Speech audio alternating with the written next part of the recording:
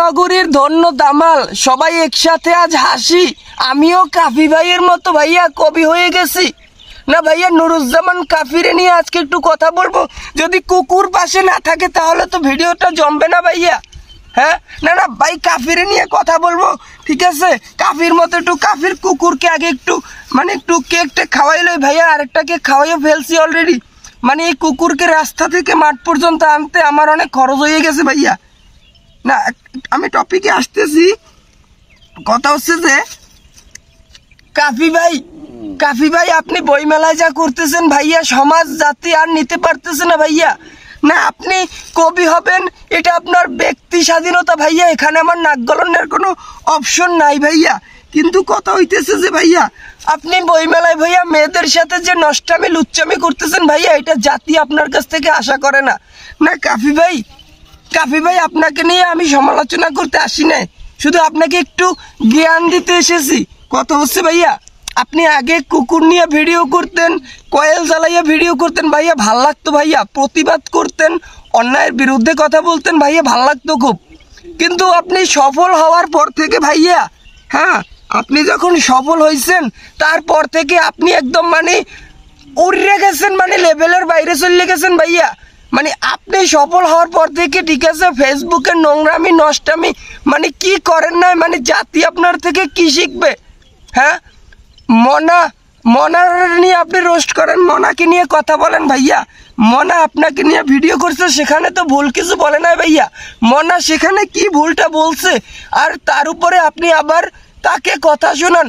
আপনি তো কাফি ভাই ভুল করছেন, তো ভুল কইরা আপনি আবার এত কথা কিভাবে বলেন ভাইয়া? লজ্জা লাগে না? হ্যাঁ কাফি ভাইকে আমি আবারও বলতেছি ভাইয়া, আপনার সাথে আমার কোনো ঝামেলা নাই, কোনো রেশারেশি নাই ভাইয়া, শুধু বাস্তব কথাটা বলতে আসি ভাইয়া। আপনিও বরিশালের ছেলে, আমিও বরিশালের ছেলে ভাইয়া, ঠিক আছে? তো আপনি আগে যেমন ভিডিও করতেন, প্রতিবাদ করতেন, সচেতনমূলক ভিডিও করতেন, সেটাই করেন ভাইয়া। এই মেয়ে নিয়ে ভিডিও, এই এখানে ওইখানে যে ভিডিও করেন ভাইয়া, ওইটা খাটে না সাজে না ভাইয়া। আপনার অবদান আছে ভাইয়া। এই যে বন্যার্তদের আপনি সেবা দিছেন, ত্রাণ দিছেন, আপনি 2024 গণ অভ্যুত্থানে আপনি একটা ভালো ভূমিকা রাখছেন, সাধুবাদ জানাই ভাইয়া। এখান থেকে আমি আপনাকে সাধুবাদ জানাই, আমার কথায় মাইন্ড করার কোনো অপশন নাই ভাইয়া। আমি এখানে বাস্তব লিগ্যাল কথা বলতে এসেছি, আর যদি মাইন্ড লাইগেও যায় ভাইয়া তো কিচ্ছু করার নাই, বুঝাইতে পারছি ভাইয়া। কাফি ভাই মনার সাথে লাগতে যাইয়েন না ভাইয়া।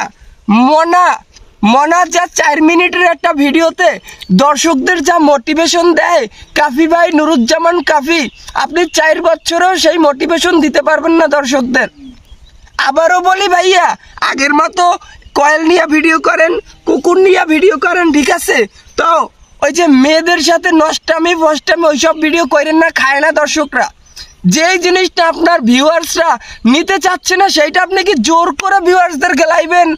হ্যাঁ আপনি আপনার পোস্টের কমেন্ট দেখেন, আপনি আপনার পোস্টের রিয়াক্ট দেখেন।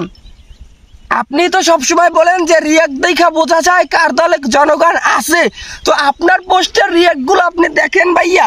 আর কথা বলবো না ভাইয়া, 10টা টাকা খুঁয়েছি ভাইয়া এই যে কুকুরে কেক খাওয়ার জন্য। কুকুর কোলে করে আইনে এখানে বসার লাগছে ভাইয়া, ঠিক আছে?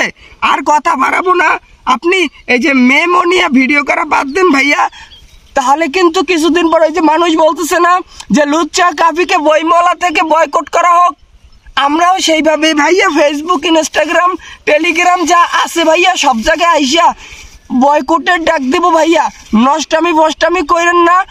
বইমেলায় স্টল দিচ্ছেন, বই বিক্রি করেন, আপনি কবি হন বা অন্য কিছু হন, ওটা নিয়ে আমার কোনো কথা নাই ভাইয়া, ওটা আপনার ব্যক্তি স্বাধীনতা, আবারও বললাম। কিন্তু ওই মেয়ে নিয়ে নষ্টামি করেন না। যদি মেয়ে একান্ত দরকার হয় ভাইয়া, শরীরের মধ্যে যদি বেশি উত্তেজনা চলে আসে ভাইয়া, বিয়া কইরা ফেলান ভাইয়া, বিয়া কইরা ফেলান। আর নষ্টামি করেন না, জাতি এইটা দেখতে পারে না ভাইয়া। আল্লাহ হাফেজ।